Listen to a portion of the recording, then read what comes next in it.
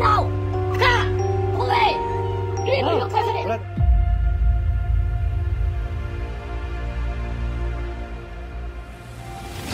هذه اللحظة تضامن وغضب من هذا الشارع.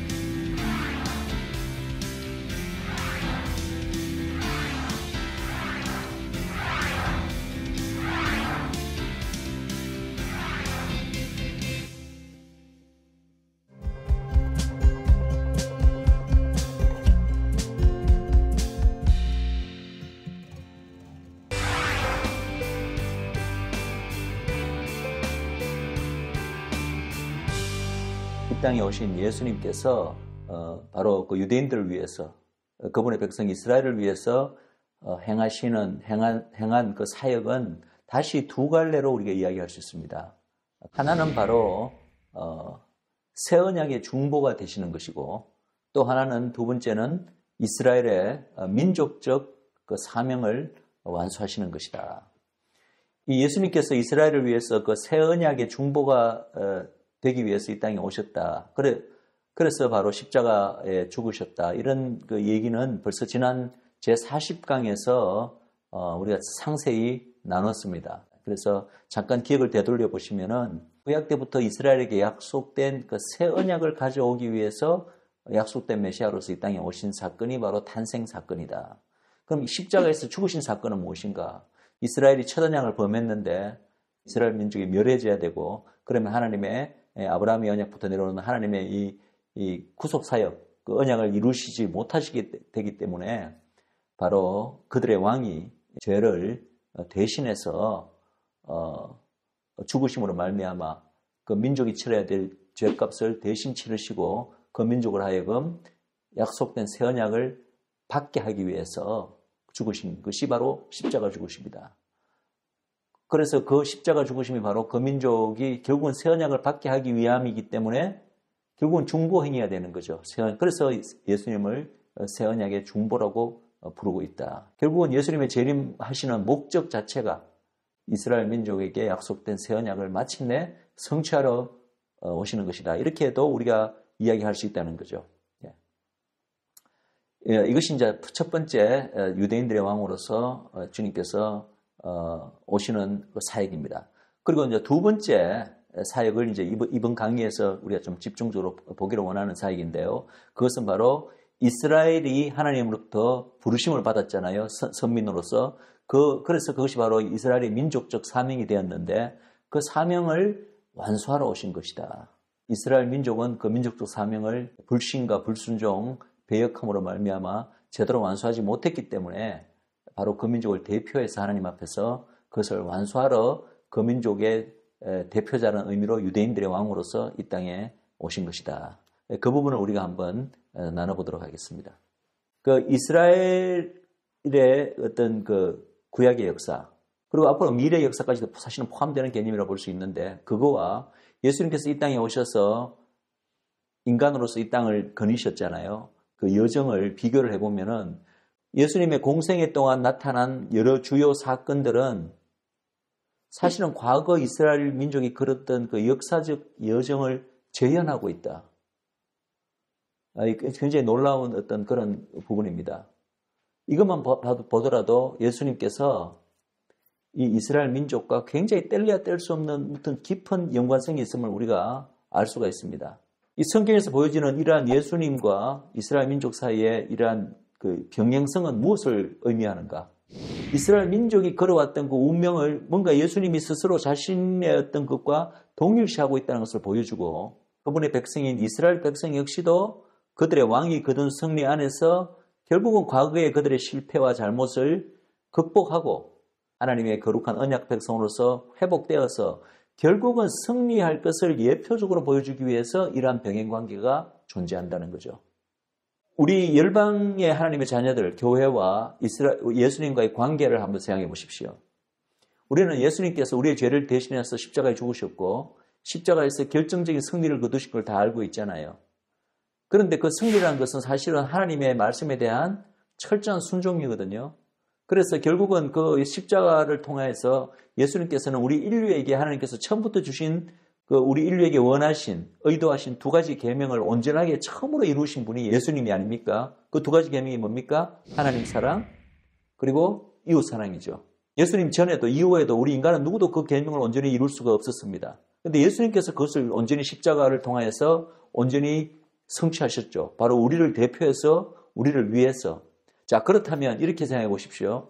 예수님께서 이미 십자가에서 우리를 위해서 대표해서 그 하나님께 온전한 그 순종을 통해서 그 두 가지 계명을 이루었기 때문에 우리는 그냥 계명을 이루지 않아도 돼. 우리는 우리의 삶은 그냥 그 실패로 끝나도 돼. 이렇게 결론이 납니까? 그건 말이 안 되는 결론이잖아요. 성경은 어떻게 이야기합니까? 우리가 예수 그리스도께서 이미 그렇게 그 두 계명을 이루셨기 때문에 승리하셨기 때문에 우리는 예수 그리스도 안에서 우리도 똑같이 승리할 수 있어요. 예수님처럼. 그래서 예수님처럼 정말 이웃을 내 몸같이 사랑할 수 있고 하나님을 내 마음과 뜻과 정성을 다하여 사랑할 수 있는 것이 바로 예수님이 이미 승리하셨기 때문에 그 승리가 우리에게도 승리가 되도록 하기 위해서 예수님께서 미리 십자가에서 우리를 위해서 그 승리를 거두신 거죠. 똑같은 논리가 이스라엘에게도 적용된다는 거예요.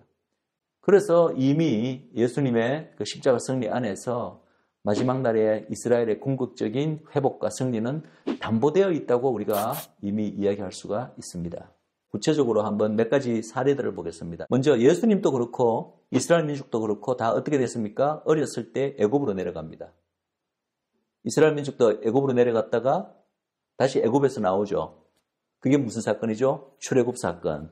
이스라엘이 어렸을 때, 막 탄생기니까 어렸을 때죠.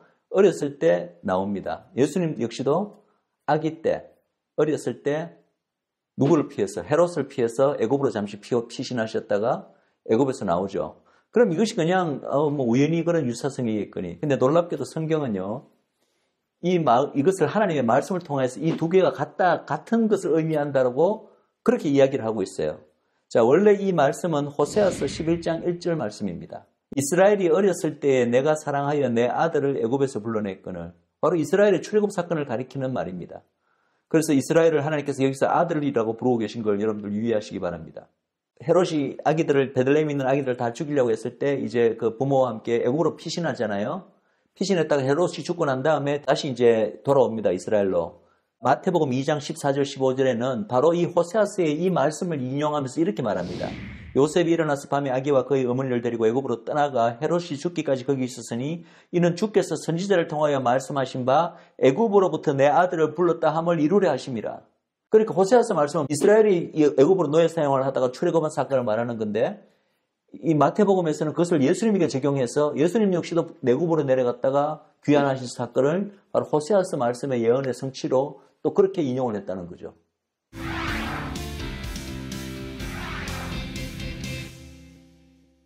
사도 바울은 고린도전서 10장에서 이 이스라엘이 홍해를 건넌 사건을 뭐라고 신약적으로 영적으로 어떻게 해석하나요? 그것이 이스라엘 민족이 물에서 세례를 받은 사건으로 그렇게 묘사를 합니다.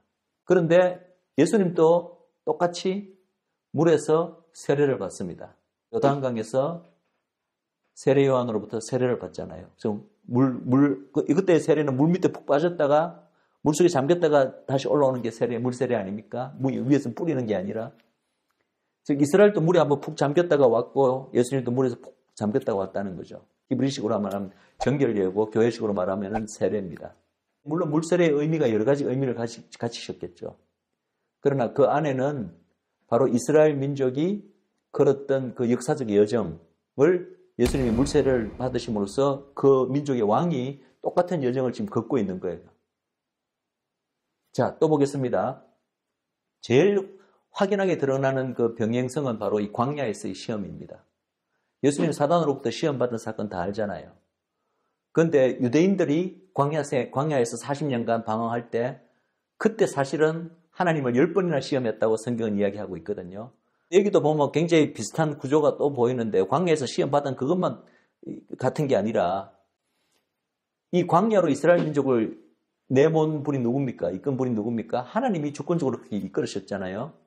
그런데 예수님께서도 어떻게 하셨나요? 40일 금식하고 난 다음에 성령에 이끌려 광야로 가셨습니다. 그러니까 광야로 이끈 분이 하나님이라는 거죠. 그 다음에 사단으로부터 우리 세 가지 시험을 받았잖아요. 사실은요, 이스라엘이 광야 40년 동안에 하나님을 시험하고 사단으로 받은 그 시험에 이제 결국은 실패함으로써 하나님을 시험하는 것이 되었는데 그 시험 역시도 결국은 이 세 가지 시험 범주에 다 들어가는 거예요. 에덴 동산에서 아담이 받았던 사단으로 받았던 시험도 똑같은 성격과 세 가지 시험입니다. 먹기에 도 좋아 보이고 보기에도 좋아 보이고 지혜롭게 할 만큼 탐스럽다. 결국은 같은 종류의 시험이고 그것은 이스라엘이 똑같은 아담의 같은 궤적을 겪으면서 아담의 실패를 재현했고 그리고 그 실패는 결국은 그 같은 종류의 시험은 모든 인류가 앞으로 사단으로부터 직면하게 될 시험이고 그래서 요한일서에서 육신의 정욕, 안목의 정욕, 이생의 자랑으로 그 시험을 표현했습니다. 예수님께서도 광야에서 성령의 이끌림을 받아서 사단으로부터 같은 시험을 받았는데 이스라엘은 그것을 다 실패했다는 거죠. 그런데 예수님께서는 이 시험을 이기셨습니다. 근데 놀랍게도 이 시험을 이기신 방법이 뭔지 아십니까? 우리가 다 알고 있지만은 바로 하나님의 말씀으로서 이 시험을 다 이겨냈잖아요. 이 시험을 이길 수 있는 도구, 무기는 이스라엘도 똑같이 가지고 있었어요. 광야 생활을 하기 전에 이미 신의 산에서 하나님으로부터 이 사단을 이길 수 있는 그 무기, 하나님의 말씀을 이미 받았잖아요. 그리고 그 말씀에 믿음으로 반응할 것과 그 말씀을 지킬 것을 하나님으로부터 요구받았습니다. 또 그렇게 하겠다고 언약을 맺었습니다. 사단의 유혹이 찾아왔을 때 그 말씀대로 순종하고 믿음으로 반응했다면 이스라엘 역시도 그 말씀을 이길 수 있었다는 거죠. 예수님이 하나님이시기 때문에 무슨 특별한 방법으로 하나님만이 하실 수 있는 방법으로 이기신 것도 아니에요. 바로 이스라엘 민족이 이미 가지고 있던 무기, 그죠? 바로 하나님의 말씀. 그 똑같은 말씀으로 믿음으로써 그 시험을 이겨내므로 말미암아 이스라엘이 범한 그 실패와 좌절을 뒤집으신 거죠. 여기에도 또 놀라운 이런 병행 구조를 볼 수가 있습니다. 이스라엘 민족은 신의 산에서 토라를 모세를 통해서 받았습니다. 즉 산에서 결국은 토라가 처음으로 베풀어지고 가르쳐진 거죠. 그죠? 근데 놀랍게도 예수님께서도 산 위에 오르셔서 제자들에게 토라를 가르치십니다. 우리는 그 사건을 산상수훈이라고 이야기를 합니다. 토라의 그 어떤 표면적인 어떤 규례가 가지고 있는 그 속뜻, 진정한 참뜻을 풀어 가르치고 계시는 거예요. 또 한 부분은 우리가 이미 그동안에 이제 제7강에서 이스라엘이 바로 열방의 제사장 나라로서 부르심을 받았고 그 제사장이 온 열방에 대해서 행하는 그 역할들 가운데 세 번째 역할, 굉장히 중요한 역할이죠. 바로 어떤 희생적 역할을 감당했다. 그래서 이 부분도 보면은 예수님의 그 역할, 그죠? 제사장적 역할과 이스라엘이 열방에 대해서 하는 제사장 역할이 또 이렇게 병행 구조를 이루죠. 이것도 우리가 보았습니다. 그리고 또 하나 이제 결정적으로 놀라운 하나의 또 비슷한 사건이 있습니다. 바로 우리가 예수님께서 죽으셨다가 사흘 만에 살아난 거 다 알잖아요. 그런데 성경은 놀랍게도 이스라엘 역시도 죽었다가 사흘 만에 다시 살아난다고 이야기합니다. 저는 어쩌면 예수님의 사흘 만에 죽으시다가 사흘 만에 부활하신 것 자체가 바로 그분의 백성인 이스라엘이 마치 죽은 것처럼 되었다가 결국은 사흘째에 부활할 것에 대한 이 성경 말씀에 대한 예표적으로 우리에게 보여주기 위해서 그렇게 하신 것이 아닌가라고 생각합니다. 부활하셨다는 것 자체가 죽음을 이기시고 무덤을 이기신 거, 사단의 권세를 깨신 것이기 때문에 그거는 굉장히 중요한 의미를 가지잖아요. 그런데 해필이면 왜 사흘일까? 호세아서에서는 이스라엘의 그 앞으로의 장차 민족적 운명을 이렇게 이야기하고 있습니다. 오라 우리가 여호와께로 돌아가자. 여호와께서 우리를 찢으셨으나 도로 낡게 하실 것이요 우리를 치셨으나 싸매어 주실 것임이라. 여호와께서 이틀 후에 우리를 살리시며 셋째 날에 우리를 일으키시리니 우리가 그의 앞에서 살리라. 이 말씀은 마지막 날에 있을 이스라엘의 어떤 종말론적 회복에 대한 예언의 말씀으로 볼 수가 있습니다. 그러나 그렇게 되기 전에 이스라엘은 여호와께서 그들을 찢으셨습니다. 찢으셨기 때문에 마치 우리 열방의 눈에는 이스라엘이 이제는 죽은 것처럼 보이는 거예요, 사실은. 재건국을 하고 온 세계에서 유대인들이 모여들기 전까지 지난 2000년 동안은 유대인들이 비록 모래알같이 흩어져 있었지만 한 민족으로서, 한 국가로서는 죽은 거나 마찬가지예요. 다시 회복되고 한 국가로서, 민족으로서 회복되리라고는 아무도 교회에서는 기대하지 않았던 그런 민족이에요. 아버지가 이 탕자를 어떻게 이야기를 합니까? 이웃 나라에 가서 그렇게 비참한 꼴을 겪는데 그게 죽은 거와 똑같다는 거죠. 죽었다가 다시 살아났다 이렇게 표현하고 있잖아요. 이스라엘이 그랬거든요. 근데 놀랍게도 예수님께서도 죽었다가 사흘 만에 다시 살아나셨다.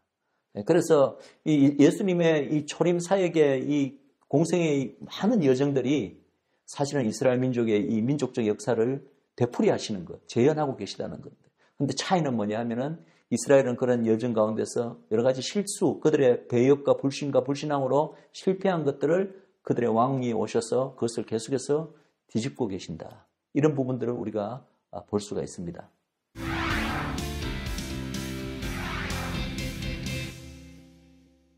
예수님께서 유대인들의 왕으로서 이 땅에 오셨을 때 제가 크게 두 가지 유대인들, 이스라엘을 위한 사역이 있다. 첫 번째는 바로 새 언약에 중보되시는 것. 두 번째가 바로 이스라엘의 민족적 사명을 완수하시는 것이다. 이스라엘의 왕이신 예수님께서 그 민족적 사명을, 그 민족을 대표해서 하나님 앞에서 이루셨다는 거죠. 그럼 그 첫 번째 사명이 뭘까요? 첫 번째 이스라엘의 민족적 사명은 계속해서 이스라엘 민족에게 하나님께서 처음부터 명령하셨고 그 이후에도 이스라엘 민족의 역사 가운데 선지자들을 계속해서 그들에게 보내서 그들에게 선지자를 통해서 하신 말씀입니다. 바로 하나님의 거룩한 계명과 모든 율법들을 지켜내라. 토라를 준수하라는 사명을 주셨다는 거죠. 신명기 6장 4절 9절입니다. 쉐마 이스라엘이라는 이제 히브리 말로 표현인데요. 이스라엘에 들으라 이런 말입니다. 우리 하나님 여호와는 오직 유일한 여호와이시니 너는 마음을 다하고 뜻을 다하고 힘을 다하여 내 하나님 여호와를 사랑하라. 거룩한 계명을 지킴으로써 하나님을 경외하는 것을 나타내는 거죠. 그런 삶을 사는 거죠. 그래서 토라를 지키는 데, 율법을 지키는 데 있어서도 그냥 율법을 지키라라고 안 되어 있지 않고 신명기 말씀에 보면은 너희들은 마음을 다하고 뜻을 다하여 그 율법을 지키라 이렇게 되어 있거든요. 그 토라의 준수의 계명은 이스라엘이 실패했습니다. 지킬 수 없었습니다. 유대인들, 바리새인들은 지켜냈다고 착각을 했지만 예수님이 오셔서 그들의 그 율법 분수는 전부 다 위선적이고 형식적인 것이고 그것은 결코 토라를 지켜내지 못했다라고 말씀하신 거잖아요. 그런데 예수님께서 이 땅에 오셔서 하신 일은 뭐냐면은 토라를 온전히 성취하려 오셨다라고 말씀하고 계신다는 거죠. 마태복음 5장 17절 18절 말씀입니다. 내가 율법이나 선지자나 폐하러 온 줄로 생각지 말라. 폐하러 온 것이 아니요 완전케 하려 함이로다. 진실로 너희에게 이르노니 천지가 없어지기 전에는 율법의 1.1획이라도 반드시 없어지지 아니하고 다 이루리라. 여기서 율법이라고 번역된 이 단어가 사실은 토라를 말하고 있다는 것을 제가 앞에 강의에서도 말씀을 드렸습니다. 주님께서 이 땅에 초림으로 오신 이유가 뭐라고요? 이 토라를 완전케 하려 한다. 완전히 성취시킨다는 뜻입니다. 영어로는 fulfill이라는 단어입니다. 그래서 이스라엘 민족의 어떤 완악함, 그들의 어떤 원초적인 죄성으로 인하여 결코 완전히 충족시킬 수 없었던 하나님의 이 율법의 토라의 거룩한 어떤 기준, 그 목표점, 그것을 예수님은 그 민족을 대표해서 유대인들의 왕으로서 그 목표점까지 완전히 성취시키러 이 땅에 오셨다는 거죠. 토라를 지킨다고 했을 때는 그 토라의 참정신까지 지켜내는 것인데 그 참정신을 지키는 것은 바로 금방 신명기 말씀도 있듯이 마음을 다하고 뜻을 다하고 힘을 다하고 심지어는 목숨까지 다하여 하나님을 사랑하는 것이 첫 번째 계명이요. 두 번째 계명이 내 이웃을 내 몸같이 사랑하는 거잖아요. 그런데 어떤 유대인들도 아무리 행위적인 율법을 100% 잘 지키는 유대인들도 이 두 가지 이 가장 중요한 이 계명은 온전히 지키는 유대인들이 없었던 거죠. 그런데 예수님께서는 이것을 이루셨다는 거죠. 어디에서? 십자가 사역에서.